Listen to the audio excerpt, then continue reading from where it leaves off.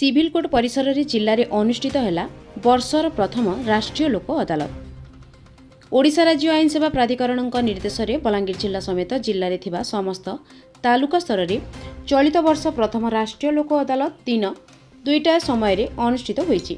एही लोक अदालत रे समुदाय 31टी देवानी मामलार फैसला होइतिला। 13टी पारिवारिक एवं 3302टी राजस्व मामलार विचार करा जायतिला।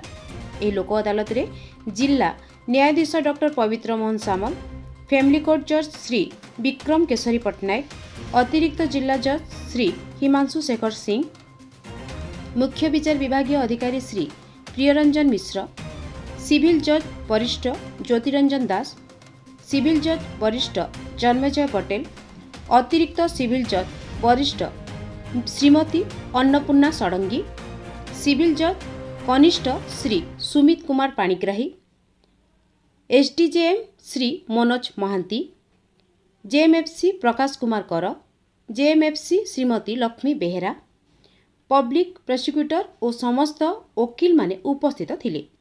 एहा सह जिलार विभिन्न अधिकारी माने लोक अदालत रे भाग नेथिले।